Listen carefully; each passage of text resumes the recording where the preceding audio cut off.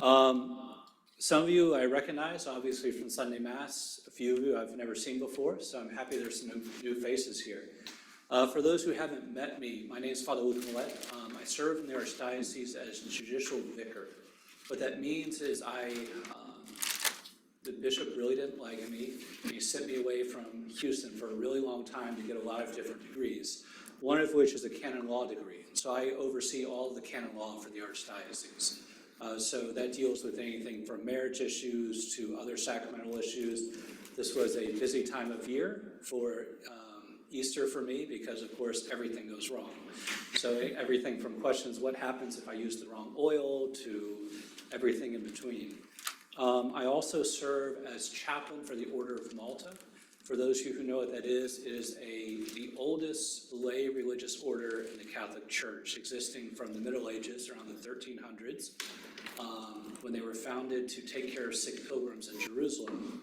After that, they became knights to defend the pilgrims in Jerusalem.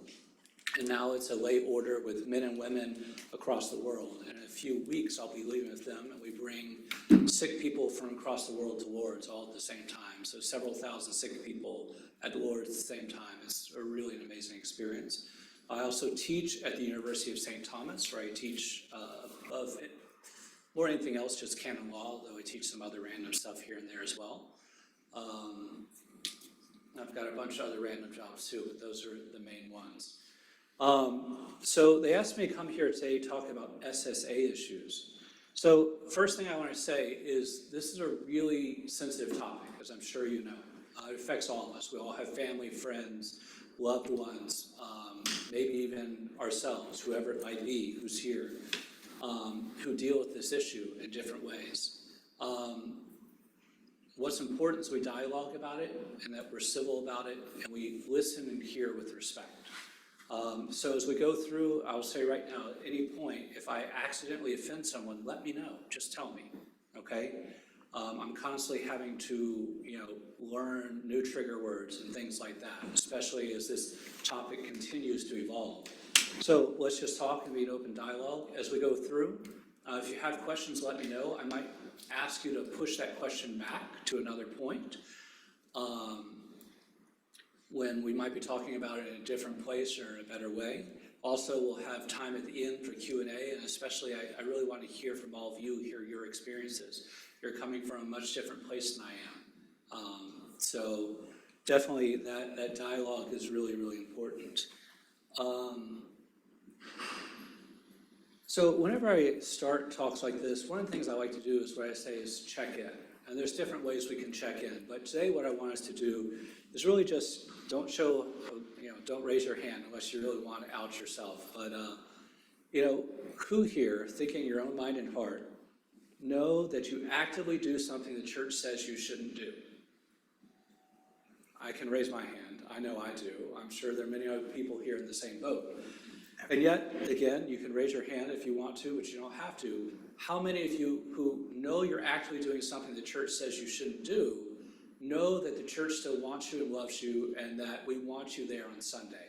We want you at events. I hope all of you can raise your hands. So that's what is making this issue so sensitive, where the church has really messed up and missed the boat in more ways than one. Because especially for members of the LGBTQI community, they don't know the second part. Like us, they know the first part, that they might be doing something the church doesn't like. But what they don't know is the second part, or don't believe is the second part, that they belong as well. We want them there as well, because unfortunately, they haven't been always invited or treated with the respect they deserve. And so, that's going to I want that to kind of undergird this conversation, to keep in focus at least the perspective that I want to come from, that we've missed the boat on something. And so how do we uphold the church's teaching while at the same time making space for everyone? So that's really kind of what sits at the heart of this conversation. And really right there, we even see kind of the two traps we can fall into when we talk about this issue. And really, you can use the same dynamic talking about really any issue within the church that is sensitive, whatever it might be. It's really easy to fall off onto one or two sides. Either this is what the truth is, and this is what you must believe, and if you don't do it, we're going to hit you in the head with a hammer. Okay? That's the truth with no love. Then we have the other side. Well, we love you, do whatever you want, it doesn't matter. Well, there we have love with no truth. What we're called to do is put it together and somehow live the truth in love. It comes right out of one of Paul's writings, but to live the truth in love. And that's the hard thing, right? Because we all have biases, we all make mistakes, we all think we know what's right or wrong, and we're going to act out of that.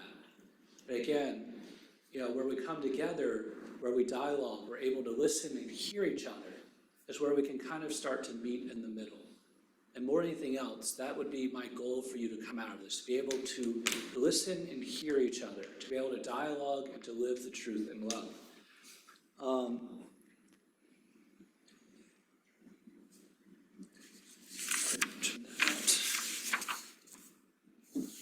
So, as I mentioned, we're all coming from different places. Full disclosure, my brother's gay. Shock, okay? He's engaged to a man. Shock, okay? So obviously that colored this conversation. He came out when I was in seminary. I'm in seminary, and he comes out with this. You can imagine we had some conversations. Problem was, he and I didn't know how to talk about these issues, which meant we came to loggerheads at times, which meant that we sometimes didn't know how to dialogue appropriately. Now we're in a good place. We weren't always. And a lot of what I've learned, a lot of what prompted me to enter into this area within the Catholic Church is seeing what wasn't being done, not knowing how to handle it myself, not having the tools, how to engage into these conversations. And so really, a lot of that, at least for me, sits underneath what I'm doing and what I talk about, the perspective I come from. But I'm sure we all have our own story, our own perspective, our own bias. It just is important to be aware of your own bias, and this will come up later on. Because your bias is going to unconsciously color how you hear, how you react. And so the more you're aware of yourself, the more you're aware of your own biases, the more you're able to really enter into dialogue without getting angry as soon as you hear someone say something. Okay, as we talk today, I'm going to try to approach this from really three kind of concrete areas or perspectives. We don't have a lot of time to go into all this, so we're going to first look at the church's teachings on homosexuality. We're then going to look at a little bit, just briefly, unfortunately, at what science and sociology tells us, and then to look at what a possible pastoral response might be to these issues. I'm going to be referencing some documents as we go throughout, at least for part of the talk today. One is Persona Humana, a declaration on certain questions concerning sexual ethics, came out from the Congregation for the Doctrine of the Faith, written by Ratzinger, who, as some of you know, later became Pope Benedict. We also have letters to the bishops of the Catholic Church, PCHP, and then a letter that I like that came out from USACB in 1998 called Always Our Children, which is what I took the title of this particular talk from, and then the Catechism. There's some other documents I will reference later on. Now, I'm going to start with the Catechism. It's always a good place to start to understand what the church teaches, but also it has some really stark language. And so I wanted to address that at the beginning and to really engage that at the beginning. So in the Catechism, we see a lot of different things, but what we see is homosexuality has taken a great variety of forms through the centuries and different cultures. Its psychological genesis remains largely unexplained. We're going to dig into all this bit by bit, but I'm just kind of laying it out right now. Basing itself on sacred scripture, which presents homosexual acts as acts of grave depravity, traditions always declare that homosexual acts are intrinsically disordered. We're going to come back to that term. So I know that that's already probably made someone angry. We're going to come back to it though, okay? Under no circumstances can they be approved. In the next paragraph, whoops, went the wrong way. In the next paragraph, we see, among many things, that this inclination, which is objectively disordered, constitutes for most of them a trial. They must be accepted with respect, compassion, and sensitivity. Every sign of unjust discrimination in their regard should be avoided. Really just say must be avoided, but... And then a third paragraph, homosexual persons are called to chastity. We'll talk about that. It's really funny because when I was first dialoguing with my brother about this, I was talking, well, I'm in seminary. I'm trying to live chastity. You should try to live chastity. His response was, I'm not called to be lonely like you are. It's like, okay, well, obviously I'm doing something wrong in how I'm living this out at the very least. I mean, but anytime I see that line, that's the first thought that comes to my head, is his immediate gut response to that.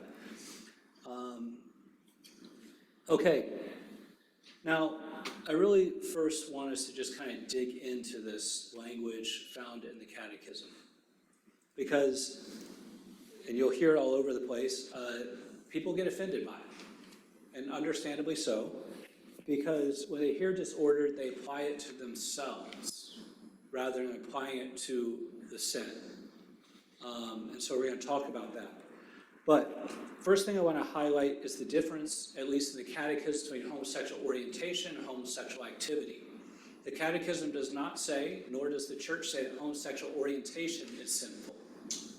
What it says is homosexual activity is sinful, the same way it says sex outside of marriage is sinful.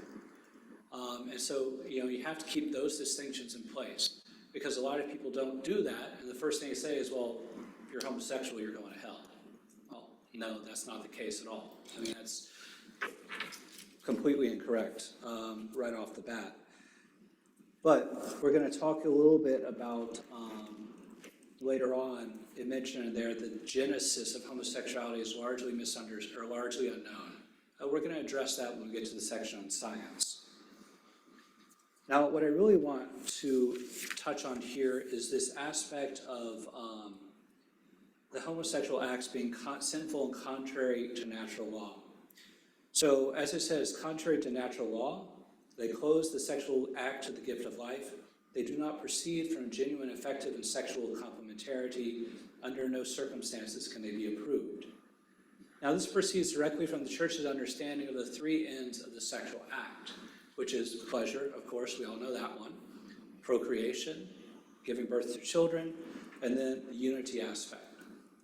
Now, we can debate and get into that in the Q&A, but from the Church's perspective, the homosexual act will always miss out on at least one, if not two of those ends, depending on who you're talking to, which is why for them, the Church will always say that the homosexual act itself is always sinful, because it can never be something that's sanctioned within a marriage, and it's never something that can meet all the ends of sex itself. What is perhaps, though, I think the hardest thing we have to deal with in the Catechism is when they say that homosexual acts are intrinsically or objectively disordered. As I said, many people find this statement really offensive, and I do understand it. Dealing with my good friends, with my brother, with all these different people I know, they understandably get offended when they hear it, because they apply that to themselves. It's a label they take on themselves, not on their sin.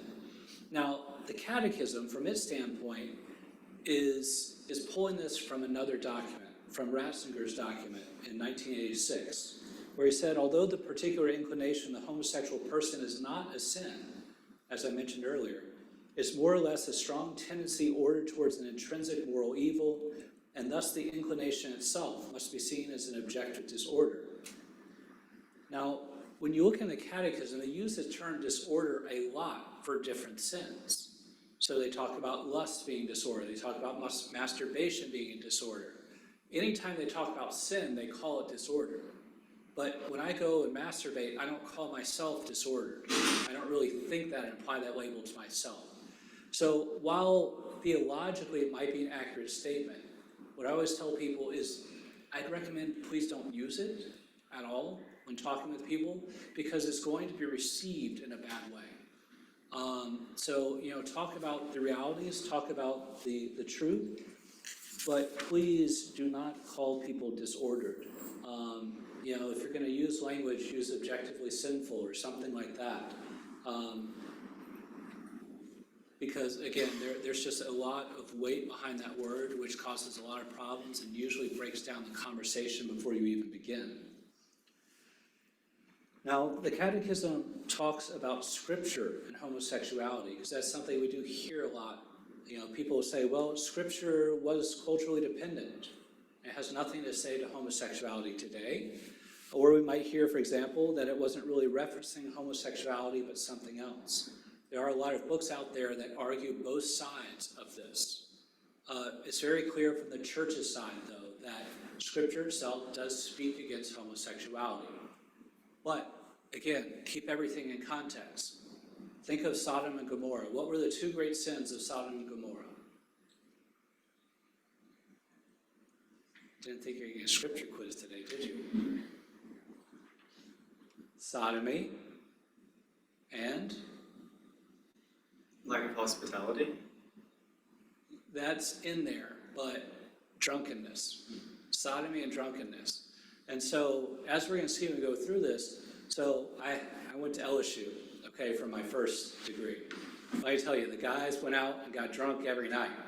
But God forbid if they went out and had sex with a man. I point this out simply to say that we sometimes do ourselves a great disservice because we say this sin is acceptable, while this sin is not. And one of the challenges I have for you as we go through this is we need to kind of start looking at all sin equally. We don't wait and say, hey, this sin is really bad, but this sin's okay. We do ourselves and everyone a huge disservice when we do that. That's going to come out more as we move forward. But, so, the simple point, however, is that Scripture does, in fact, speak clearly and directly in condemnation of homosexuality in both the Old and New Testament. But I find it really interesting because the New Testament, at the time of Paul, homosexuality was greatly accepted. It was a major part of the culture. Paul spoke against it, taught against it, as to Christianity. They changed the ethos of that society and changed the norm. We're closer to the times of Paul now more than ever. We are really in a post-Christian culture. But Paul had a response to it. The early church had a response to it. The response, of course, the response of Jesus Christ. The response of love and dialogue and interaction. And so, in a sense, we have to dig back into the roots of our faith in order to respond to this in love, to live the truth out in love.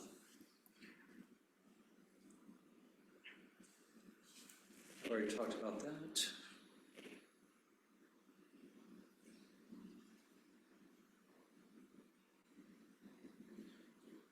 So with all of this, again, as I mentioned, we need to hold all these things in tension. And I don't want to get distracted on that. I'll talk about all of that later on, okay?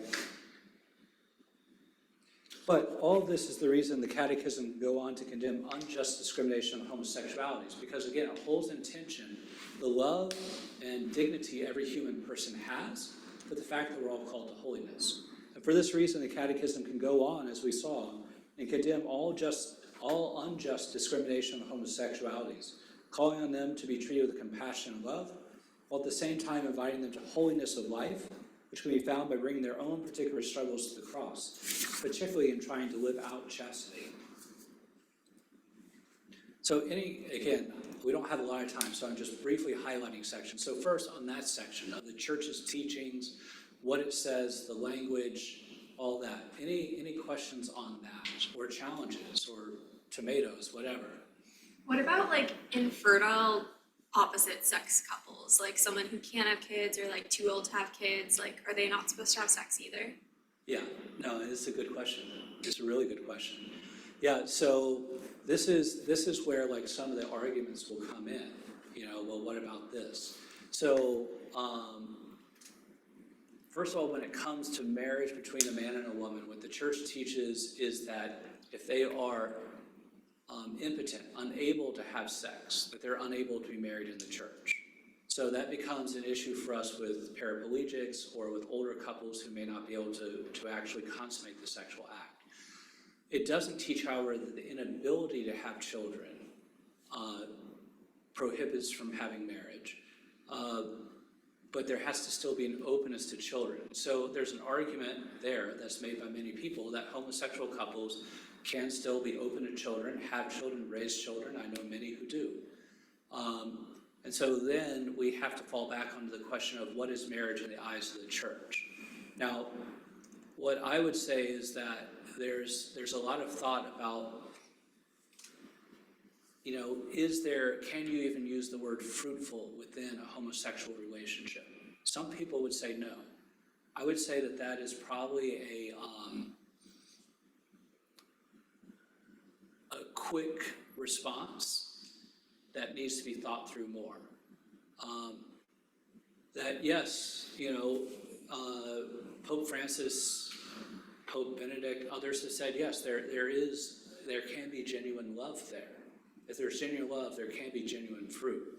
So then we get into a whole conversation about relationships and marriage and all these other different pieces. But so ultimately, to go back to your ultimate question would be, the church is still going to hold the distinction that just because homosexuals can adopt children, or, for example, a woman could have a child in that homosexual marriage where the sperm came from someone outside that homosexual marriage, they're still going to say that it's not a marriage. They're still going to say that it's not fully meeting the ends for what a marriage is meant to be. But it is actually an ongoing conversation that people are having, and it is a legitimate question. It's a very quick answer to that. Any other questions? Could we also say that a homosexual relationship fails to imitate the image of Christ, the bridegroom, and the bride, the church? Well, I think you need to actually go back to the very beginning and go back to Genesis. So we need to go back to the theology of the body and go back to Genesis. That marriage is imaged between a man and a woman. The reason why, yes, you could kind of go there, but the problem is then we run into this problem of the image of Christ in the church. Like, how does that begin to relate into other things? Because then it's like, well, I'm married to the church, so I'm married to Christ. So proof for homosexual unions being okay. So again, I think we just need to be a little bit careful in our language. Go back to Genesis if you're going to look at that type of an analogy. Because what if I was to tell you that in the history of the church, we have the ability for men and women both to pledge themselves in love fidelity for the rest of their lives to each other? Does it exist or not? Wait, do you mean like men to each other and women to each other? Men to each other and women to each other. In the history of the church? In the history of the church, to pledge themselves in love for the rest of their lives. Can you repeat the question? I didn't understand. In the history of the church, do we have something that maybe by analogy can help us with homosexual unions, something where we see men pledge themselves in love to men for the rest of their lives and women pledge themselves in love to women for the rest of their lives? Religious life. Is that what you're getting at? Yeah, religious life. Yeah. We have a long history of men and women living together, pledging themselves in love to each other in chastity and supporting each other. Vows of love, permanence, stability. It sounds a lot like a marriage, right? It's not a marriage, it's something else. But is there maybe something by analogy we can learn from in that? The other day I was talking with Kim Zimber, a lesbian who's a fully active Catholic trying to live this out within her faith life. She's living in a home with 5 other women who've pledged themselves to chastity, living together. And we were talking about this, an analogy between what they're doing and the way religious communities got started. And so I think there are some traditions in the church that allow us to rethink this question and maybe look at it from a different perspective. Yes, it's not marriage, but is there something there that we could model off of to help people and to be there for people? So again, it's not a simple open and shut question in some ways. Some things are. The teaching of the church is not going to change about certain things. But are there ways in which we can look at it and maybe make an opening to a conversation we haven't been having before. I think there was a question that was brought up, but we sort of got to like an answer, but it was the question of like whether opposite heterosexual couples say they're married within the church, and then they find out one can't conceive, right? Like they're not capable of conceiving. Are they still able to have that sexual embrace, even though intuitively it seems like there can't be an end to children at that point? So yes, in marriage, it is not considered sinful if they're unable to have children. They are still able to continue to complete the sexual act. Yes. So again, that's where kind of the argument's going to come in, and a homosexual person will say, well, it doesn't seem fair, right? It doesn't seem fair. Why is it that what they have is okay, what I have is not? And that's something that we definitely have to. That is a cross that they have to wrestle with, and it's an understandable cross. I mean, it's heavy, and we can talk more about that as we move forward. But any other questions on kind of like this first aspect of just looking at what the church says briefly on this topic?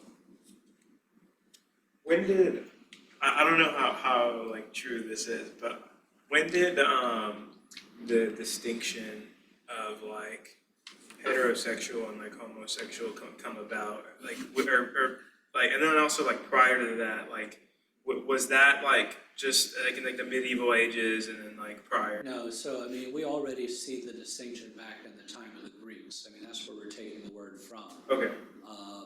But it existed even before then. Even the Catechism says that this is something that's existed. You look in Genesis. Sodom and Gomorrah. That's long before Greece, right? So again, this is something that's been known, has existed in human society, going as far back as there have been human beings. Yeah, I'm not saying like that didn't exist beforehand. I was just saying like the title. Oh, the title, yeah. So the title for what we use for homosexuality is what we take from the Greek. Okay. It was coined in the Greek period. Okay, I see. Okay.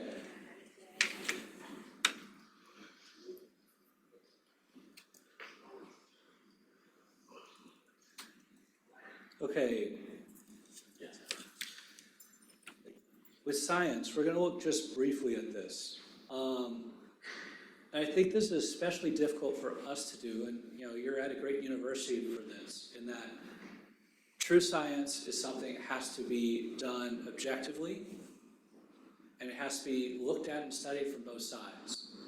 The problem in this day and age right now, and I was an engineer before, for those who didn't know, so very much steeped in the sciences for a long, long time. You really have to study both sides. And right now, so much of our science is driven by ideology. You look at who's paying for it, you're looking at the hypothesis that they're starting with, you're looking at what sample sizes are they using. Some of these studies that people are quoting have a sample size of 5 people that were self-selected. I think all of you here who have any science background know a self-selected sample size of 5 people doesn't really tell you much. And that's on both sides. So you really need to actually study the science, study and look at what's there. You do stats, right? Yeah, so that's not good. Yeah. And so you really need to kind of look and dig into it. Don't just accept surface value. They say, we have discovered this. Actually dig in and look at what they say. Look at the science underneath it. Look at the sample sizes. Look at all these types of things. Because it's not as clear a picture as everyone wants you to think. One book that I found that is very useful for this is Sexuality and Gender, a Companion to the New Atlantis Special Report. What I like about it is it goes through a lot of the prevalent, at the time it was written, the report was written, goes through a lot of the prevalent scientific investigations that were done on trans issues and SSA issues. But it actually shows you the study, it shows you sample sizes and all these other things. which for me, being able to see the data underneath it, that was something I'd always been looking for. So for me, that's extremely, extremely useful. Okay. Now, as Catholics, we need to dig into it. We can't be scared of science because true science and truth can never be opposed. So we see in the document that Rasker wrote when he was at the CDF, the Catholic moral viewpoint is founded on human reason, illuminated by faith, and is constantly motivated by the desire to do the will of God the Father. The Church is thus in a position to learn from scientific discovery, but also to transcend the horizons of science, to be confident that our more global vision does greater justice to the rich reality of the human person, their spiritual and physical dimensions, created by God and heir by grace to eternal life. I forgot to bring this book today so I could show it to you, but ultimately, science is trying to answer, at least they have the realm of SSA, it's trying to answer the question, is it nature or nurture? And you're going to hear people come down on all sorts of different sides. Some people say it's definitely nature. I mean, who here has heard at some point we discovered the gay gene? We've all heard it at least once, right? And yet, there are other reports or other studies which completely contradict that. And so you really have to dig into it. And when you do, what you realize is that it's not as clear as we like to think. That it's not just nature, and it's not just nurture. That there really is a very complex interaction of the two that really has the effect on everyone. For me, the best scientific study that really just points this out in a very simple way is that of identical twins. There have been a lot of studies of identical twins in SSA. If it is nothing but nature, if it's nothing but biology, then every identical twin would have the same exact sexual preference as their sibling or sister, or their sibling in general. But that's not the case. And so obviously there's something else there. So there is a predisposition. There has been enough proof for me to at least believe that there is a genetic predisposition. I have no doubt of that at all. You can see in family trees and things like that. And yet, a predisposition is just that. A lot of people are predisposed to alcoholism. I'm not making a comparison between alcoholism and SSA. But you can be predisposed to something and not actually do it or be triggered into it. And so what we see with, for example, the study of identical twins and others is that there's more than just nature at play. There's more than just biology. There's also something that affects nurture. But then we can also see situations where people are, for example, nurtured in the same family, grow up the same way, and again, there's a deviation. So it's not just nurture by itself either. And so there's human beings, in case you haven't realized it, I think you probably have because you're human yourself, we're really complex. We're really complex. And if we weren't complex, then sociology would be a much easier science, right? As would genetics. But we're very complex. There are a lot of really intricate interlocking parts.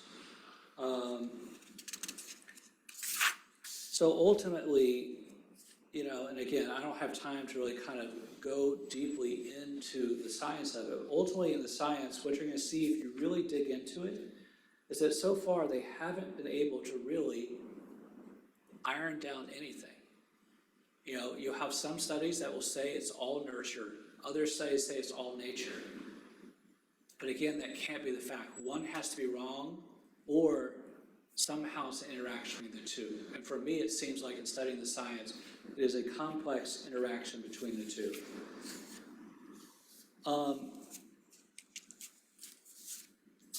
Ultimately, all the current studies that are out there right now that I've seen and read really just leave that it is inconclusive. We don't know the exact source of homosexuality still. Although it does really seem to be a mixture of nature and nurture. And this, at least for me, makes sense, since every single person is an individual, their particular past sexual identity would be individual as well. Now, later on, this is going to come up, but just because it's a mix of nature and nurture, I don't want anyone to come away and say they said it could be fixed. people do have a fluid sexuality up to a certain point. At a certain point, sexuality does become fixed though.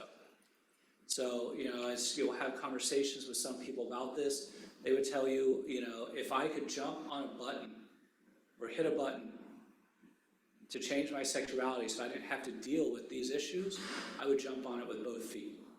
So again, at a certain point, it becomes fixed. So be very careful in the language saying, that, if it's nurture, we can just nurture it right out of you. No, that's a mistake. That's going to really, really cause some pain and heartache if you have that conversation with someone, because it's just not true. Okay, sociology shows us some very, very, very alarming trends, which you're probably very aware of already, which is one of the reasons that we need to do a better job in this area. So the rate of intimate partner violence is higher for homosexuals and bisexuals than the corresponding heterosexual groups. Likewise, they're 2 times more likely to experience depression, 1.5 times more likely to experience anxiety disorders, 1.5 times more likely to have substance abuse issues. Homosexual women, 3.42 times more likely than heterosexual women to have abuse issues. Interestingly enough, bisexual women have much higher rates of abuse than just lesbians. But in other words, there's a big, big problem there. Now, some of this is due to the stigmatization. Some of this is due to the fact that people are not nice. And yet, it's more than just the stigmatization. There's something else that's going on there. So more than just the incidence of school victimization and workplace discrimination, even in places like Sweden, where it's fully accepted, we still see these same numbers. Which means if we actually care about human beings and we want to be there for them, we have to recognize that there is a problem there, that they need us, that they need help, they need love, they need respect, they need support. Because if we can't help them, and if we aren't there for them, well, where are they going to go and get help? And so we need to make sure that we recognize, again, that as some people say, yes, there is an aspect of a human rights issue here, of making sure that we take care of the human person and their brokenness and their need. Now, as I mentioned, stigmatization itself doesn't count for everything. There's a fascinating article, which you should read if you haven't already. It's called The Epidemic of Gay Loneliness, written by a gay man, 2 gay men within his community, basically calling out his own community for the way they victimize each other within the community.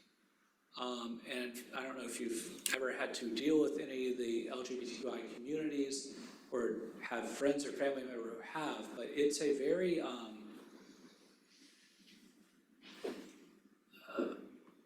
we'll just say they can be very hard on each other, to say the least. Because if you want to belong to this group, there's lots of subgroups within it. As soon as you step out of line, you don't belong anymore. And what they're told is that no one else loves you but us. No one else will love you and understand you the way we do. So if you step out of line, then there's no one who loves you. Which is why it's so important that they know that we love them, that we have an open place, that we have a place where they can come and be.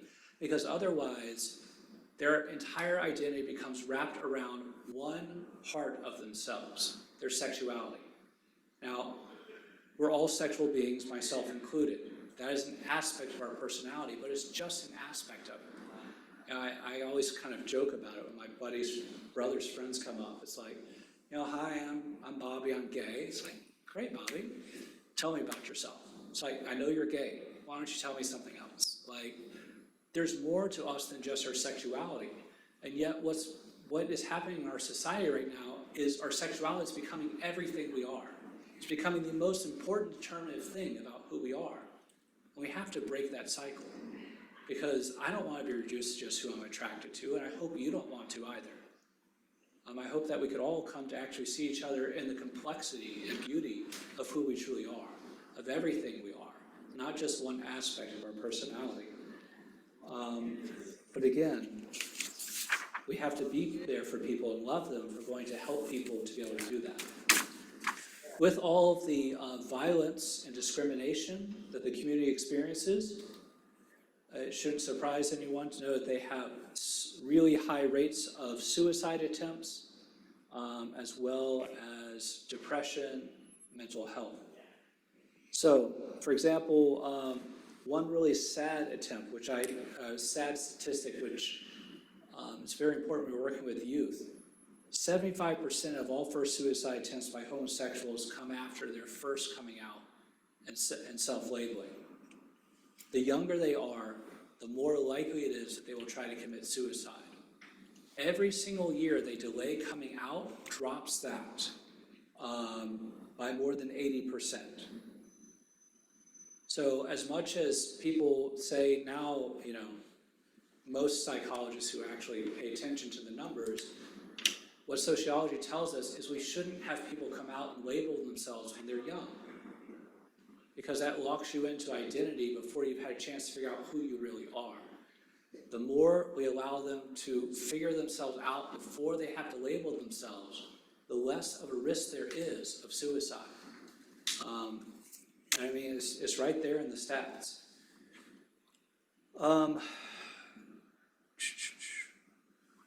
But here we see, issues with depression, anxiety, substance abuse. I've mentioned all that. So again, these are all real issues which, my friends and family and everyone I know in this community has struggled with, which means we need to be there to help them through all this. And we can't let ourselves be part of the problem. So that's just a very brief look at the science and sociology here. I'm not an expert in the science and the sociology part. I'm more of a hacker in those areas, but any questions that I might be able to try to answer in that area?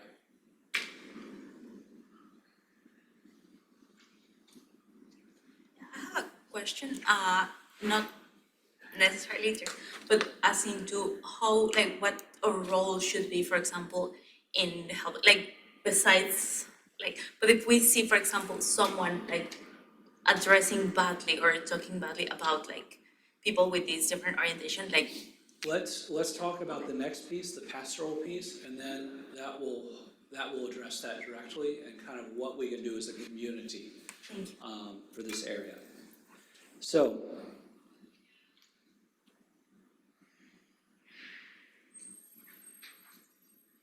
the whole first part of this is really just for me to hopefully get across the point that there's an issue, the church hasn't been addressing it well, and my hope is that the church, many leaders in our local church are working on this in a very systematic way, but to be able to open up the question, open up this issue, to be able to have dialogue and constructive feedback and hear from each other.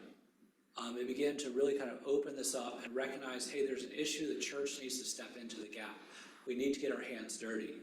We need to be there for people who we haven't been there for in the past. Which brings us right here to the pastoral piece of this. And just those numbers of just the, all the adverse psychological things going on. We can literally be there and save lives by stepping into this issue. So, the question then becomes, how do we do it? And there's lots of diverse opinions about how to do it. As I mentioned at the beginning, some people want to just come in and say, this is what it is, this is what the truth is, and if you want to be here, it means you need to be perfect. Doesn't work too well, right? But then we've got other people who, again, on the other side, just, well, come on in, don't worry about it, just be yourself, and, it just is what it is, and, you aren't going to hear us say boo about it. Well, truth without love, or love without truth, are equally empty. So again, we have to somehow be in the center and figure out how to share the truth in love. But that also means we have to figure out when to share the truth in love. And what is the proper way of doing this? For me, if we're going to talk about a pastoral plan, the pastoral plan has to come from Christ himself. And so we see, for example, if your brother sins against you, go and tell him his fault between you and him alone. If he listens to you, you have won over your brother. If he does not listen, take one or two others along with you, so every fact may be established on the testimony of 2 or 3 witnesses. If he refuses to listen to them, tell the church.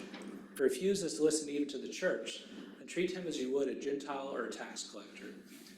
So I mentioned this one because I remember when I first started studying Scripture, I read this, I'm like, okay, something doesn't add up here. Like, the math doesn't add up. Okay, so treat him with respect, go to him, talk to him, treat him with respect, go to him, talk to him. And then it sounds like if he refuses to listen even to the church, then kick him out, right? How would you treat a Gentile and tax collector? Well, in that culture, they hated him, right? Booted him out the door. But how did Jesus treat the Gentiles and the tax collectors? He sat with them. He ate supper with them. He dialogued with them. And so contrary to what people hear when they read this passage, it's not, if they won't listen, kick them out the door. If they won't listen, sit down, eat, dialogue, establish the relationship. Don't break the relationship. Continue to reach out to them in love. And so we see that very clearly in the story of Jesus' encounter with the Samaritan woman at the well. Think about it. Jesus goes, I think I talked about this in one of my homilies a couple weeks back. But she was a woman. That was, strike number 1. She was a Samaritan, strike number 2. She was a sinner, strike number 3. Jesus should not have spoken with her. Instead, Jesus goes, he sits with her, he asks her to give him water. It's very clear in Scripture when the apostles come up, they're shocked. Why are you talking to her? What are you doing with her? And yet Jesus engaged her. And only at the end of the conversation, after the invitation he gives, when she reveals she's a sinner, he says, I know. I knew you were a sinner. It's okay. Do better. And again, in Christ, we see the pastoral plan that we are called to follow ourselves. I'm going to skip over kind of what I have here, although you can kind of look through it. There's some good stuff I pulled from other documents, but I'm going to go to a different aspect, a different kind of pastoral plan that I think is much clearer. The pastoral plan that was laid out in the document Always Our Children is first accept yourself, which I mentioned about, know yourself, know your own biases, get the splinters out of your own eye. Before you go to speak to anyone, make sure that all your knee-jerk reactions are taken care of. And then to accept them as they are and love them where they are. And then from that, to enter into it and then begin to simply share the truth. But I think it's more clear or simpler to really just kind of look at it in another way, which is just to, first of all, you have to know what the church teaches, right? You have to know what the truth is. Then you have to enter into dialogue with the person. Enter into conversation, get to know them, form a relationship. You don't go in trying to fix the problem. You go in to get to know them, to understand them. Then, at the appropriate moment, to share the truth. When's the appropriate moment? God only knows, right? Literally. So that means you're going to have to pray and discern when the right moment to say the right thing is. Most of my mistakes in this area are when I spoke too soon. I didn't listen. I gave a knee-jerk reaction. I go through list after list after list of mistakes I've made. But you wait and you ask God to say, when is the appropriate moment to share the truth? I love, when I think about this, Mother Teresa. I worked with some people who worked with her, so I'm very much steeped in kind of her approach to life. And it was, you love them, you make them the best person you can, and through that you earn the right to share your faith. You first love them. You first demonstrate your faith by your actions and how you treat them. And then from that, you earn the right to share your faith because they will then ask the question, why is it you treat me so well? Why is it, even though you don't agree with me about this, that still invite me into your home? Why is it that? And you answer the question. And then, of course, after sharing the truth is remaining in dialogue, because there will be times when you disagree. And so it's basically know the truth, enter a dialogue, share the truth, remain in dialogue. Which to me is just kind of another way of kind of thinking about this. It's, again, all these are true. It's just a matter of kind of thinking about it in different ways. I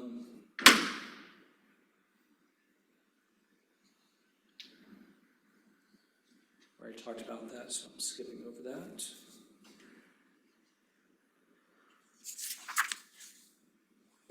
So remember, just please listen and hear them. Now, women, you may not have this problem here as much as we do. Guys, we have a problem. We like to fix things. Most guys are like this, not all guys, but most guys. Someone comes in, girlfriend, wife, sister, brother, best friend, whatever it is, they want to tell you a problem.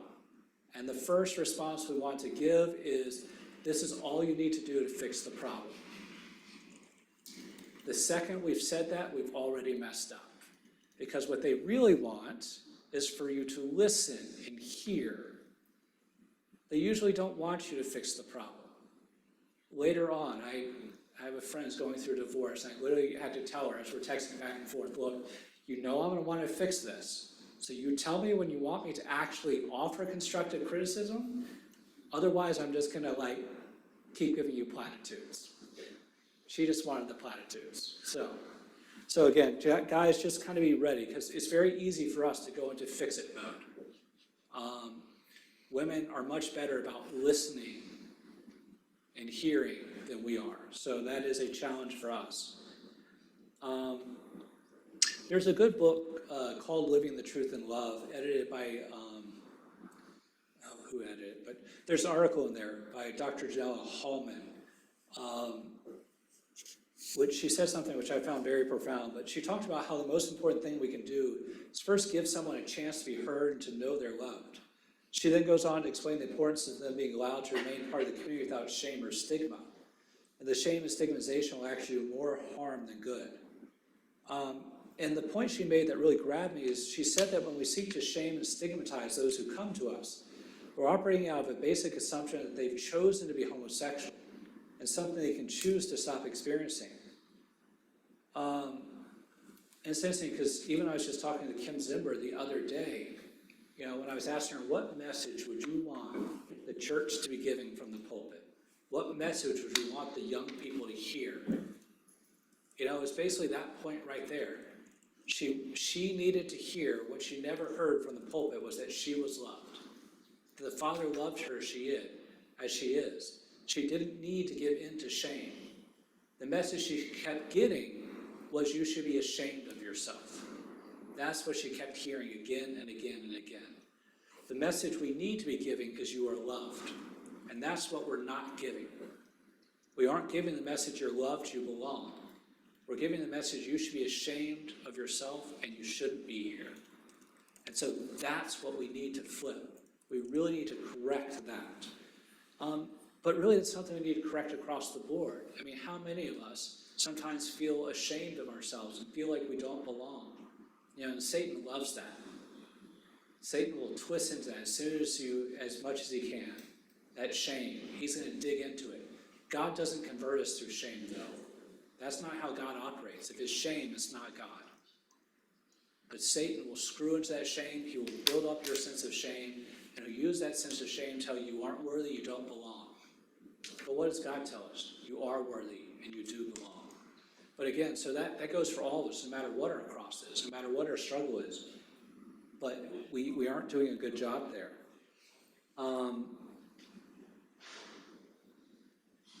Again, this ties in with something. Again, I'm not making an analogy. By analogy, I'm not saying that those who deal with SSA have an addiction. Some do, some don't. But there are two different things. But modern addiction theory, there's some really good work out there in modern addiction theory. Modern addiction theory tells us that you do not overcome addictions when you're stigmatized or shamed or forced into isolation. That's why putting someone who's a drug addict into jail doesn't help. It doesn't actually fix the problem. Instead, to get over, you have to actually be inserted into human relationships. It's those human relationships that compensate and fix what the addiction is trying to fill, the gap is trying to fill. And that's why 12-step programs work so well, because they insert you into a community, which means if we want to help people, and again, I'm not saying if we want to fix people, but if we want to help people, then we need to be able to allow them into the community. And again, that's something the church has done a poor job of letting them know they belong, they have a space, that they belong, that they should be here. Yeah, you can come, but hide in the back. Don't let anyone know who you are. So again, this is something we have to fix as a community of faith. And it doesn't mean we don't share the truth. It doesn't mean we hold to our theology and our truth. But in the same way then, that those of us who are doing things we actively shouldn't, yet know we belong, we need them to be in that same place as well.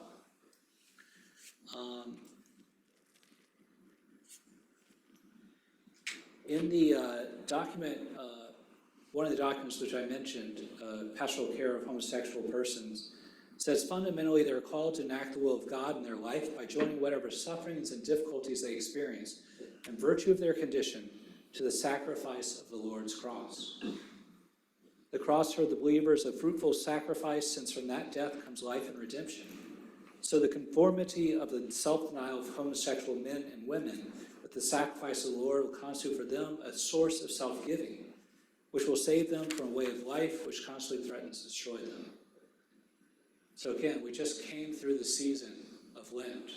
We just came through Good Friday. And again, as with all of our sufferings, joining them all to the cross and recognizing that Christ carried every sin, every desire, all of them. Which means that, yes, in a certain sense, he even had to face and understand, homosexual inclinations or, that struggle in a certain sense. Because if we can't say that, then we can't say he bore that on the cross. The fact that he bore lust means he bore lust and faced lust in all of its forms. If we can't say that, then we can't say that all of these paths to salvation.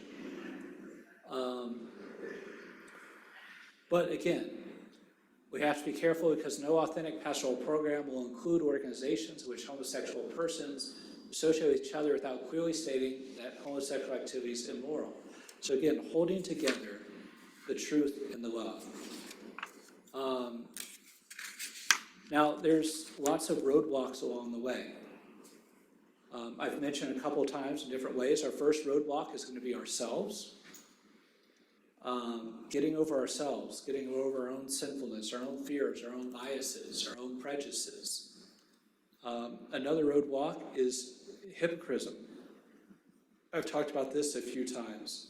Accepting and turning a blind eye toward certain sexual sin while condemning others. I deal with that a lot as the canon lawyer of the diocese. It's great when I get a call from a parish that says, we've got some parents, they're homosexual, and they have a child they want baptized. Can we do that? Yeah, you can. In fact, you're supposed to, and you should, and you must. Or, they want their kid to go to Catholic school. Is that allowed? Yeah, that's allowed. Okay, do we have to make them sign some sort of agreement? Do you make your other parents who aren't married in the church but have kids at your school sign agreements? No, then don't make them. Again, we set up this double standard sometimes, and that is the biggest obstacle we can have to really showing people they belong, saying that, well, your sins are worse than theirs. Again, if we treat all sin equally, and then we're going to be in a much better place. We really have to work on those hypocritical biases that we all have. And we all have them. Again, knowing ourselves, knowing our biases. Stereotypes. We really, really have to be careful about stereotypes.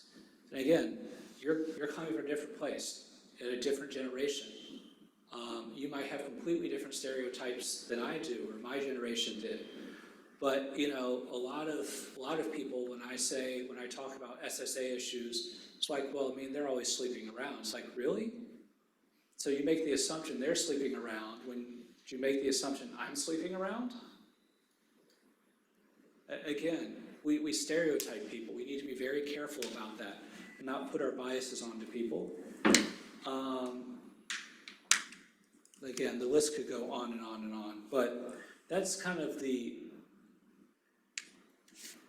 some brief points. Now, when I've been kind of thinking through what are some possible foundational principles, if we were to, establish and work on this and have a group that really kind of dealt with these issues, to me, these were the ones that really kind of came up. First, that I'm made in the image and likeness of God. Again, going back to Genesis, everything has to be founded on that. That simple point. We're all made in the image and likeness of God. All of us, no matter who we are, no matter what our cross might be, that all of us, no matter who we are, that God created us and loves us. And he loves us as we are. He loves us as we are, with all our spots and wrinkles. You've got the bad singing voice. The line is, okay, well, God gave you a bad singing voice, punish him with it. Well, the weaknesses are there, weaknesses that God allows us to have, because in our weaknesses we have to turn to him so he can be our strength. To not be afraid of our weaknesses, to not be ashamed of them, but to find God within them. To recognize that we're all more than our own orientation. I would extend this to everyone. We're all more than just our sexuality. We're more than just our sexuality. If we reduce ourselves to our sexuality, then we're doing ourselves a disservice. I deserve respect and dignity as a child of God. I have to love myself. I have to forgive those who've hurt me. I have to sign back in. You can just X out. And that God calls all of us to holiness and will aid us in this call to holiness with the sacraments. We need the sacraments to stay holy. And that we all deserve pastoral care and a place in the community. And again, to me, these are foundational principles that we all should be basing whatever community we belong to in. And we can apply this to whether it's integrating SSA members to LGBTQI community into our communities, whatever it is, whoever it is, whether it's alcoholics, whatever it might be. But again, I think these are just some good foundational principles for us to keep in mind. With that, I've probably used more than all the time I had, so we'll just go ahead and go into Q&A.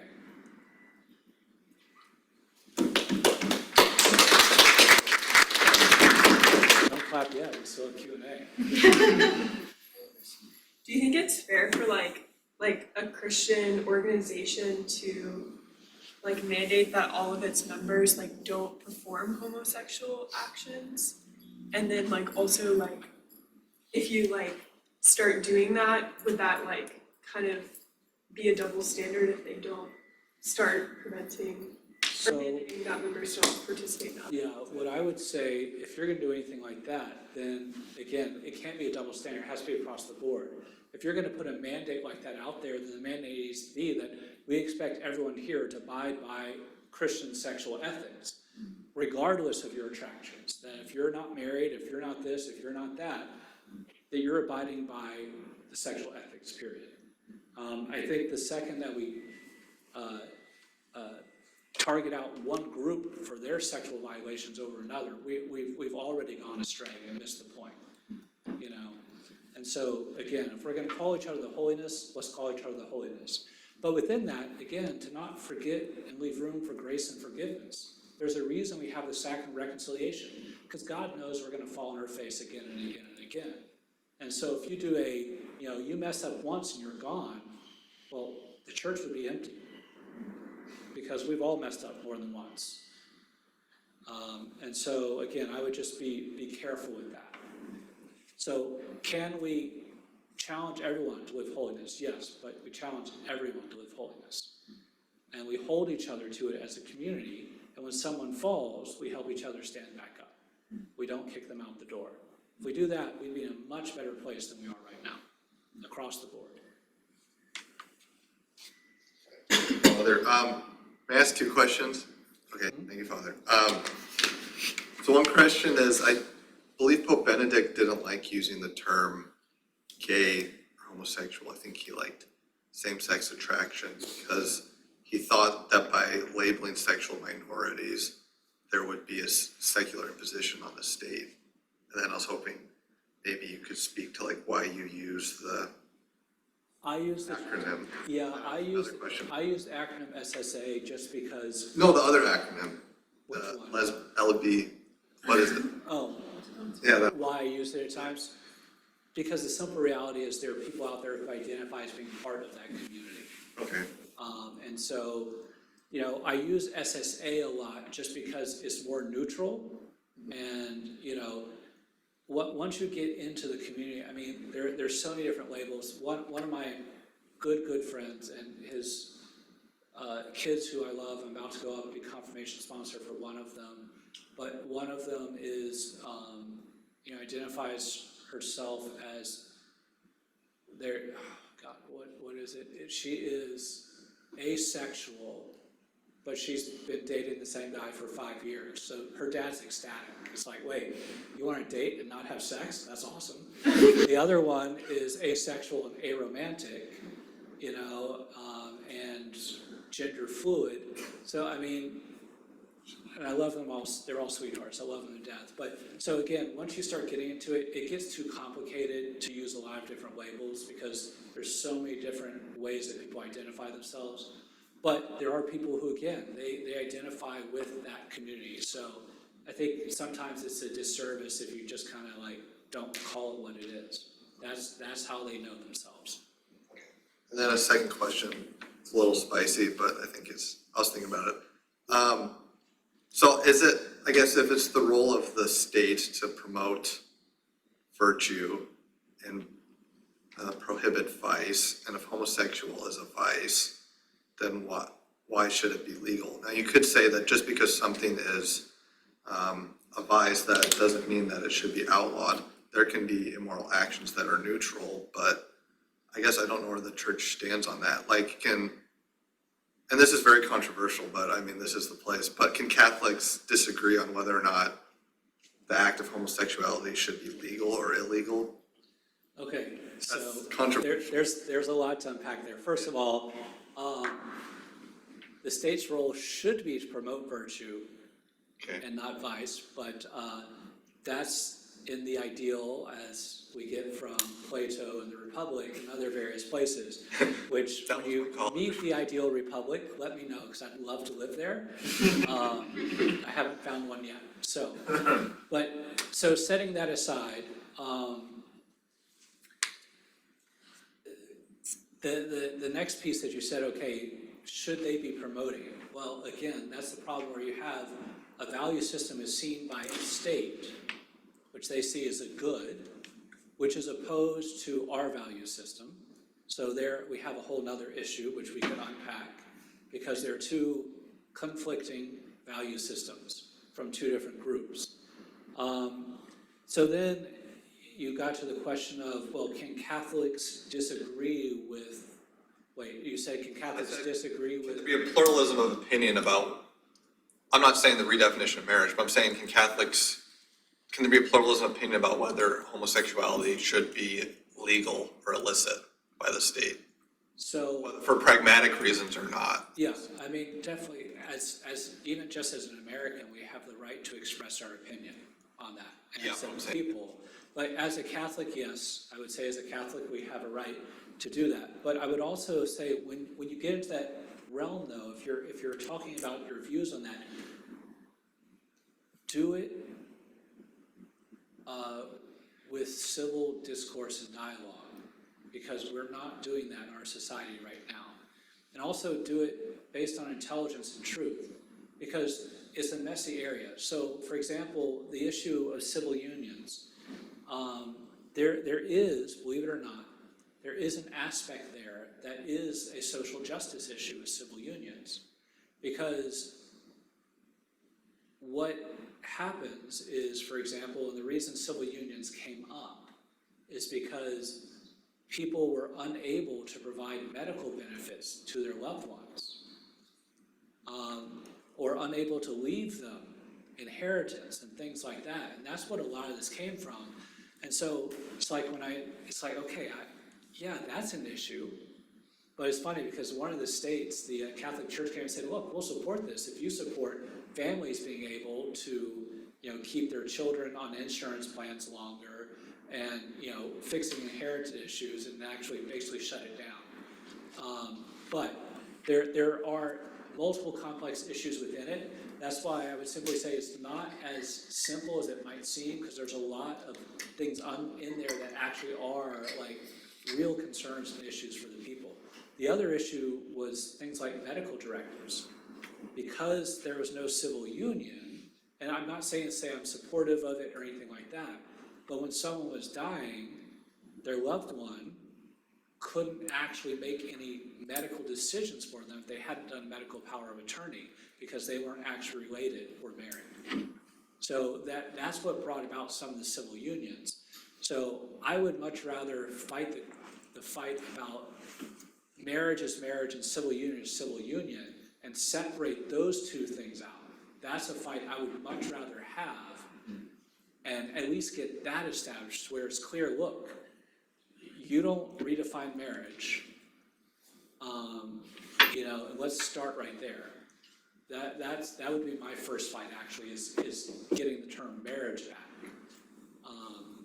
And then I would maybe start dealing with those issues. But there's a lot of very complex, and that's why you start hearing their sides, like, okay, yeah, that's kind of hard. So I don't know if that really answered your questions at all, but. It does, yeah. But it's a real question, it's a thorny issue, and that's why that dialogue is so important. You start hearing, okay, well, is there a way we can fix this that doesn't sacrifice our understanding of marriage, or sacrifice the term marriage? I think I have it in an archive, but I don't know if you have Texas versus Johnson in 2003. It was the Supreme Court case that overturned a local Texas statute that outlawed sodomy. And so one of the arguments that was in favor of preserving that law was the slippery slope argument. That, if you... Interesting, I haven't seen that one. Yeah, I'll have to show you it sometime. Yeah, It's pretty interesting. Yeah, slippery slope arguments, I mean, yes, there's a value to them, and in one sense. On the other hand, I think they're kind of weak arguments. Yeah, I agree. But there is a truth to it. There is a truth to slippery slope. But other questions or dialogues or comments, again, all of you are living this, to share with each other what you've seen or heard, or what you found works or helps or doesn't. What you would like to see, this is your rare opportunity to tell one of the leaders of the local church, like, what you want to hear and see. And I can bring it back to my committee on these issues. I mean, really, if you want to tell me something, I'm more than willing to hear it. Can you tell me more about what marriage should look like?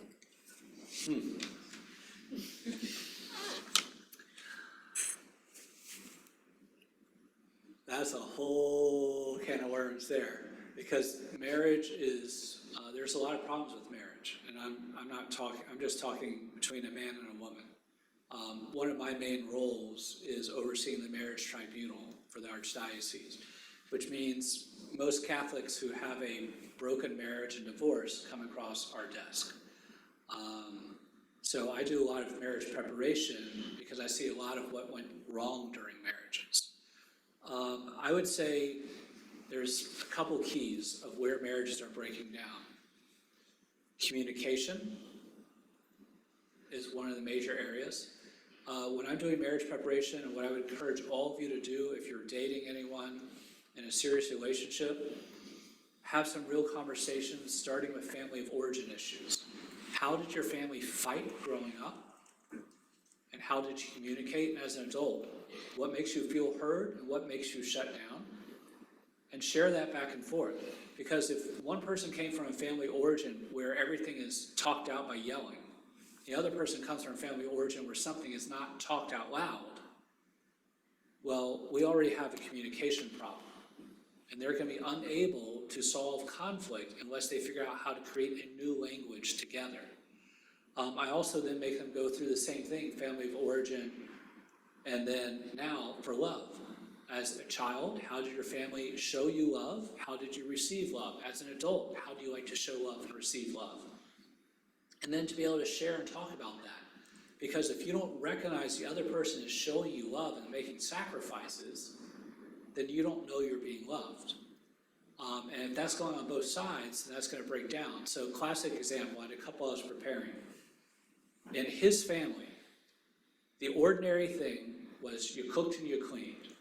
And it was extraordinary, an extraordinary sign of love to give any sort of sign of affection in public.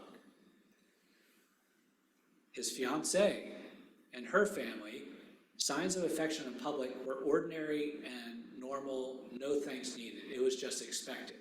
Cooking and cleaning were extraordinary, and you had to say thank you. So you've got him seeing her cook and clean, which for her is an extraordinary act of love. He doesn't say thank you, because to him it's normal. She sees him, occasionally, holding her hand in public, and she thinks this is normal. Why aren't you doing more of it? You don't love me. And he's saying, why aren't you thanking me for holding your hand in public? Oh. Neither of them could recognize the love the other person was showing. And all their fights, most couples I could diagnose like the center of the fighting for pretty quickly. I couldn't figure out what's going on with them until I figured out like how crosswise their love languages were. And it messed up everything. And then once they were able to recognize that, oh, you do love me. That's good to know. So I think that's part of that communication. And then once you can identify how to communicate and how to show love, then you can start dealing with real communication issues. There's also, though, lots of problems that come in from infidelity, obviously. But infidelity doesn't just come out of nowhere. Infidelity comes at the beginning when you aren't being intimate. You aren't able to communicate with each other about being intimate and about what you need, or that you aren't feeling emotionally connected with that person. And so that becomes a major issue. So, I make them talk about, how do you have those conversations when you feel that you aren't emotionally connected, when you feel like the person is being unfaithful? And what is it? Because everyone's going to think something's going to have a different definition of infidelity. He might see her at lunch with another guy and think she's being unfaithful. She might see him at lunch with another girl and think, oh, that's nice, or vice versa. So to have those conversations about appropriate boundaries and how to talk about when you think a boundary's been crossed. Pornography is a major contributor to the breakup of many marriages in this day and age. Both from the addiction standpoint and from the standpoint of it now is bringing in unrealistic expectations to the sexual life. And again, having conversations about the sexual life. You can do it. Can you talk about it? What are some of the other breakdowns, major issues? But yeah, so marriage is very difficult right now just because people are not communicating and they're talking past each other and they're not able to make sacrifices for each other. And they're not recognizing the sacrifices the other person is making. For example, this one relationship I'm trying to help right now, they're falling apart. The guy thinks that he is making every effort to fix the problem. She thinks he's making no effort, so she doesn't thank him for the efforts he is trying to make. And so he doesn't feel acknowledged in what he's doing, and so where does he go from there? So there's a lot that's going on with marriage right now. Lots of problems. Does that kind of start to answer the question a little bit? Yeah, I specifically, could you connect it to like the topic of SSA? So specifically connecting to the topic of SSA, you will not see the church change its stance on marriage being between a man and a woman. So you're not going to see that change. And so from that standpoint, the church will always define as marriage as between a man and a woman. Now, as you've probably seen, there's debates going on. There are German bishops who want to bless same-sex unions.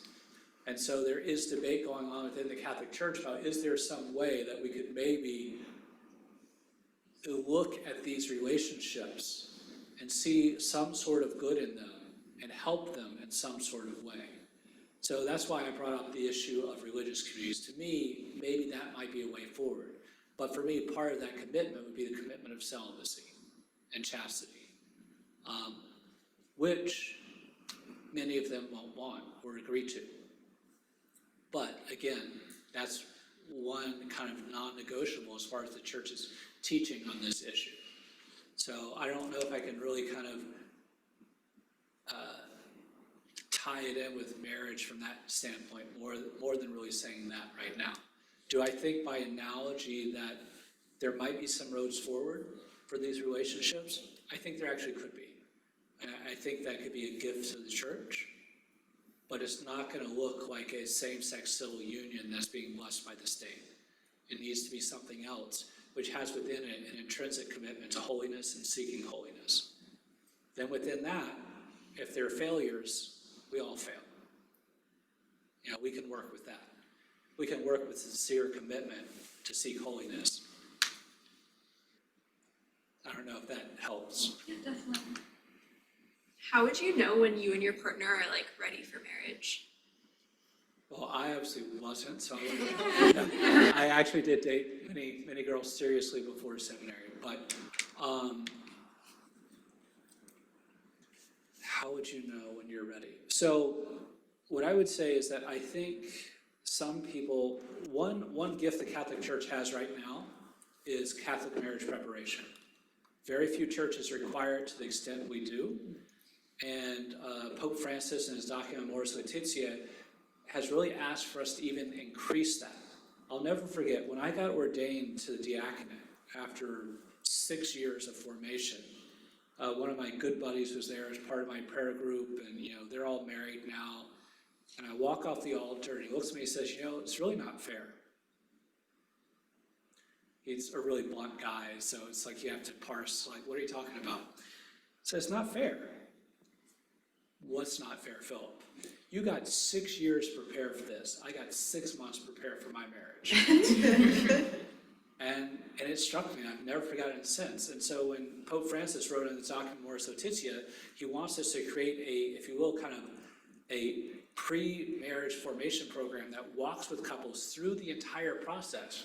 When you're thinking about dating, when you're dating, like when you're getting serious, that there's different stages you would enter into. And I think there's great value in that.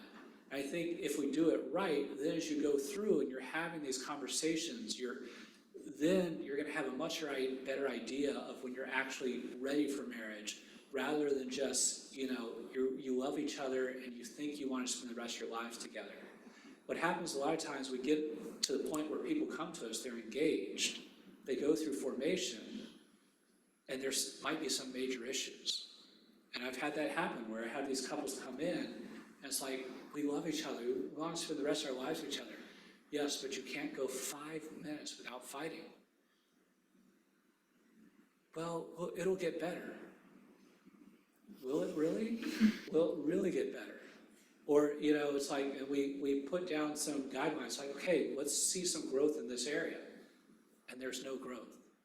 And so I think that while most people are going from a standpoint of we love each other so much, so we want to get married, I think the best approach is really, you know, that there's been some real communication. It's like you've worked on your issues, you know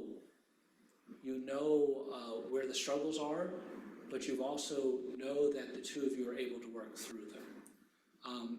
And so I think meeting the emotional with the formational, whereas right now it's just emotional, I think there's a formational component that could, I would hope if we did a better job with it, could answer that question of, yeah, you're ready. You have someone objectively, you know, whether it's a couple that's helped prepare you as you date through and they've watched your journey, they say, yeah, you've got the skills in place for a successful marriage. And right now we have that at the very end. And if they don't listen, then they might still go get married even though they don't have the skills in place. I think if we could wed those two together and say, you now have the skills, you also have the communication, and you also love each other. I think when you have all those three together, I think you're in a really good place. Again, that's coming from the perspective of a celibate guy, but, you know, I do a lot of work with marriages, so. Any other questions or? Just a comment, more of a comment. And it's just, I know most of your talk centered today about just being respectful to people who identify as SSA, but also holding the truth that it is not right, like homosexual marriage is not like acknowledged in the eyes of the church. But I just want to like express how, I mean, like maybe I personally believe that is possible. Like I know a lot of people who are gay, and like I respect them, I love them, like I treat them as I would any of my friends. Like as you say again, like sexuality shouldn't be like the first part of someone's identity, but we live in a world where people are very vocal about it. For some reasons that could be valid to them too. But yeah, but like at the same time, I feel like whenever someone knows that you're a Catholic and then they're gay, it's like there is no longer room for dialogue at that point. It's like they already assume that you're coming to them with like judgment. Like you're already looking at them as a bad person. So I don't know, for me personally, I think that would be difficult to just like be openly Catholic around people who identify as gay, because it might just lead to them thinking that they would probably think that I am thinking that I am better than them, even though I am not. So I don't know if there is anything that the church could do to like maybe change that. So, no, and that's very legitimate. And like I said at the beginning, I think we have done a horrid job in this beginning, because if we'd handled it right from the beginning, we would have that ability for them to know that, yeah, we care for them, we love them, even if we disagree about those things. But right now, there is an implicit bias that if you're Catholic, you hate them. And let me tell you, me and my brother had a knockdown, drag out at one point when, you know, basically it came down to that, you know. He, you know, and it was very interesting, but it was just kind of like, he came down and said, do you know how hard it is to have to defend you to all of my friends? That you're not a horrible person. And it's like, yeah, and do you know how hard it is to have to defend you to all of my friends, that you're not a horrible person?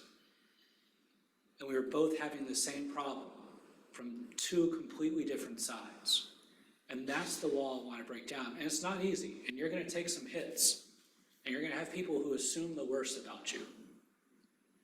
But the only way you can get past that is to get in there and just love and do the best we can. It's not going to be easy, but yeah, that is a real issue, and it's there. That implicit bias is already there, you know, and it's sad, and that's what we have to somehow break down. Now, you can't break down that whole wall by yourself. Like I said, we've got a whole team of people in the diocese who are trying to figure out, like, how do we kind of, as the leaders of the church, say, look, this wall, this box we put you in, we're opening it up, and we're making a place for you, so that you don't have to, if you will, deal with that implicit bias that's there. Again, I think that's a failure on the part of the leadership of the church, that I'm hoping the church can make a way forward. But yeah, that is a hard part. You know, it's a very hard part, you know, and even with me and, you know, with various situations, like, I think I'm just gonna keep my mouth shut right now, because, you know, if I tell them I'm a Catholic priest, God knows what they're gonna think. But again, those biases go all the way. I mean, the amount of times that I know that someone assumes because I'm a Catholic priest that I like little boys. You know, it's there. It's a bias we have to deal with. Do I know it's wrong? Do I know it's a lie? Yes. It doesn't mean it doesn't hurt. And so, again, that's something we're all gonna have to work through. I don't know if that helps, but it's definitely real. I acknowledge that's real, and it's difficult and painful.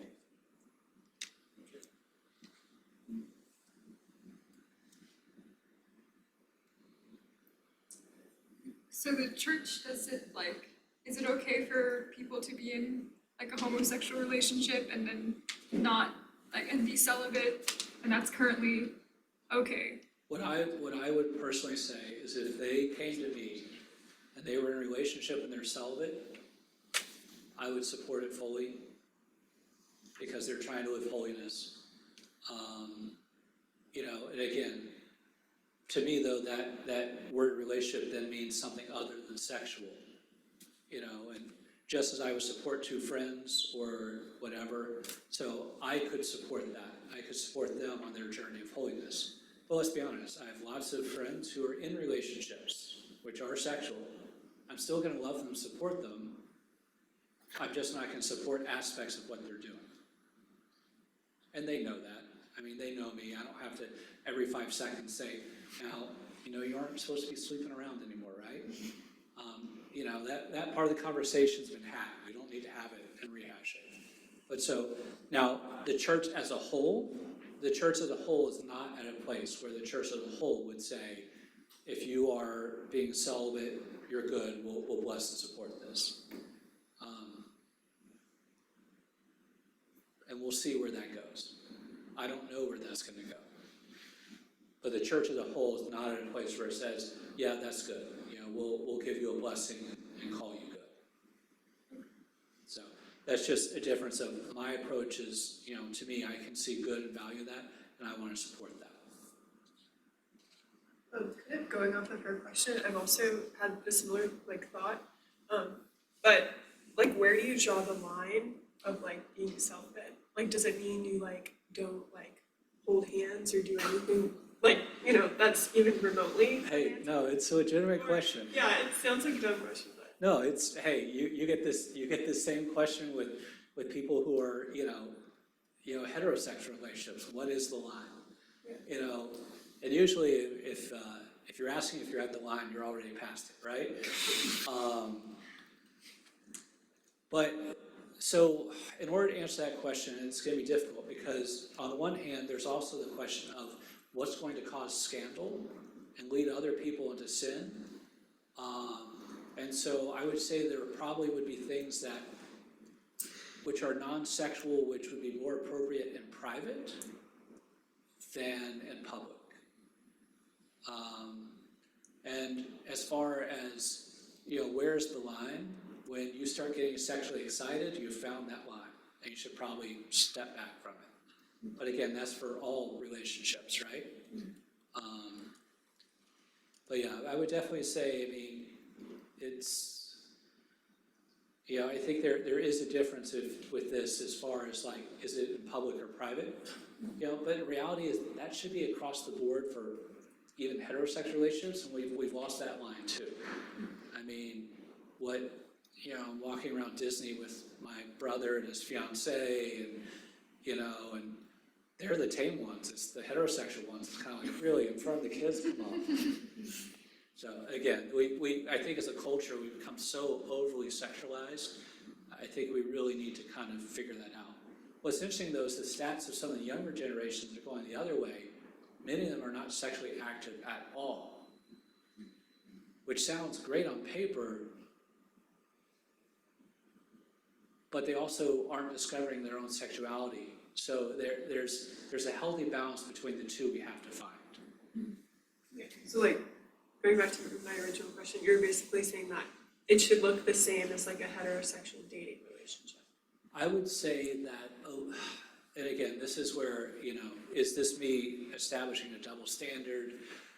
I don't know, but my first thought would be, you know, for the sake of children and things like that, I think it should be even a little tamer in public, just because that way we don't have to explain sexual issues to children before. At the same time as I say that, I think about, you know, the amount of, I'm a guy, and so this is coming from my perspective as well, because, you know, I see two young girls holding hands walking around. I think they're two young girls holding hands. I don't know if they're homosexual or not. I mean, because girls are more affectionate. I see two boys holding hands. Boys don't do that. So again, I might be kind of reading into that a little bit more, just because of my own biases and perspective. So I think, that's definitely something I probably should think a little bit more about, because I've never been asked the question. So it's definitely something to think about. Yeah, it's a good question.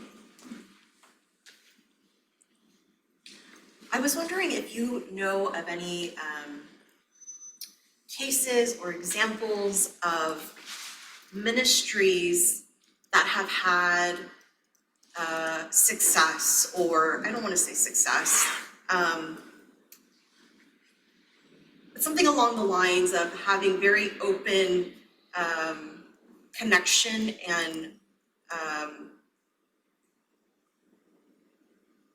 great relationships for people with SSA, and how they found a way to kind of like build that bridge or carry on that conversation in a way that empowers people with SSA to be part of the church, to live their truth and to. So that's an interesting thing, because that very question is the question that keeps going around among the leaders in the archdiocese. So we have some groups like Courage who do good things. I'm not knocking Courage at all. Courage is great for those who want it. My struggle with Courage is that Courage is a very private thing. So it's run basically like a 12-step group in some ways. And, in order to figure out where they are, you have to call and be invited and be vetted. And so it's a very kind of secret thing, which is great for those who want that privacy. But it's not good for those who are looking for something, and for those who don't want to feel like they're kind of being shoved back in a closet again. You've got other groups out there like Eden International, which are doing some really good things. They aren't in the diocese. They can come and give us some talks here, though. They're going to be much closer to something we're looking for here, where it's kind of an active group of people who are visible. They can be present in the parish, and they can support each other as a community and be integrated into the community. And that's more what we're looking for. There are some standalone places like One Parish in Canada and some other places that have some good things going on, but it's not a program. It's just something that kind of developed there organically. And so that's the big question. It's like, what does this look like? That's why, the foundational principles came out. It's like, we kind of feel like we have to start something from scratch, because there's nothing we can point to and say, oh, we just need to take this and bring it over here. And it'll be fully Catholic and fully integrated and fully visible, and say, welcome, you belong. There's not a lot out there, Eden seems to be good, but there's just not a lot of groups out there right now that I can point to and say, this is the best model. There are good models out there that capture aspects, but maybe not everything. Could there be something that has, more like Eden and is present in the parish, and also maybe has Courage groups attached to it for those who want to kind of have that private setting, but then they know where to find it, because you come to the community and say, hey, those who want it, there's this here. So no, I don't really think there's a really good place yet I could point to. I'm hoping there will be. And if you come across something, let me know, because we're constantly looking at models that we could maybe use here. And it's sad that, the church, that's why I say we're kind of behind the boat. You would think we would already have this figured out. It's not like this is a new thing, right? But we don't. Now, there might be models in other countries that I'm not aware of, but for example, I don't think there are, because Courage is international. I mean, Courage is really the one group I could point to that says it's an international group and the model's been adopted all over the place. And it's great for what it does, but it also has its weaknesses.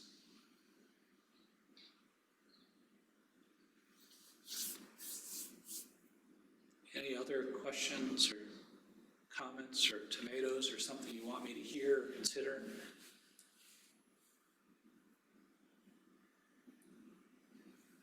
Well, you know where to find me. See you on Sunday. Yeah.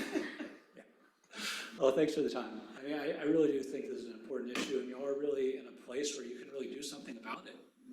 I mean, you could really, in many ways, become a model of a place that's doing it and is integrating people in. So. Thank you, Father. My pleasure.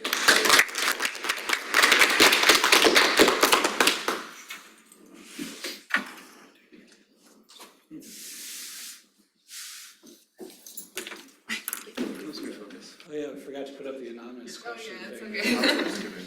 okay. Well, if anyone has any questions, they want to just like email me or something, you know, my email is at the very beginning. If there's something you want to discuss in a more private setting.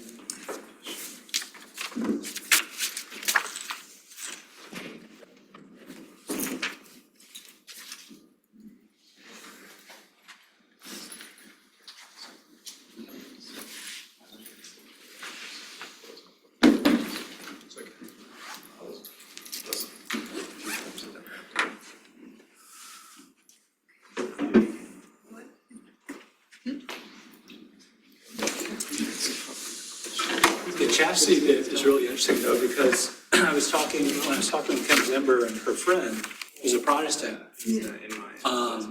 they say essentially when they go to the Protestant churches and they talk about how to live this out, you know, in according to God's plan, they talk about chastity and celibacy. Since they're Protestant, they have no idea what celibacy is. And so it's interesting when the Protestant is saying, I understand how much value it is to have the celibate clergy to point to as an example of something. And it's like, oh, interesting. Did you ask him? Oh, Yeah, that's with Dina Matthew. I never really thought about it, it's like, Yeah. yeah, the Protestants just don't have that concept to even build off of. Yeah. Do you think that's also why a lot of Protestant faiths tend to be like more open and accepting of like the queer community? You know, Like we talked about like I think that they're more like dating open and gospels accepting and, because they are not as rigid dogmatically, that they're able to kind of figure out how to make a openness there. Whereas one of our problems as Latin Catholics especially is we get so rigid dogmatically that like we get so focused on that, we forget about the other side. I think that is one of our weaknesses. like in the specific is study. we get so focused on theology, we forget about the pastoral aspect. I mean, now, It's hard to offend. I'm saying as a Catholic down here. Now, if I was a Catholic on the East Coast, they're awesome pastoral, and they're really good theological. It's like a personal It depends issue on though. where you are.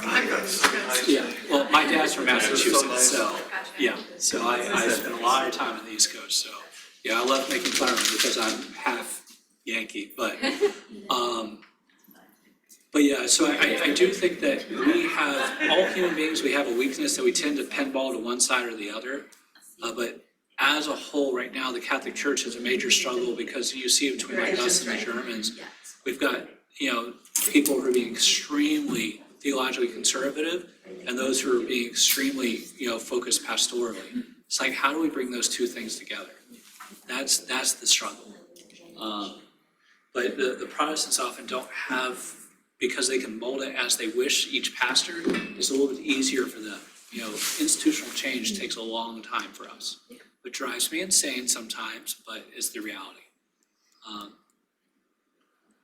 But many of the Protestants, though, they become weak on, they figure out how to make a space, but then they can't figure out how to stay true to the message. So then they just let go of their own beliefs. So it's like, how do we hold that together? That's the struggle. At least in my mind, it's a major struggle.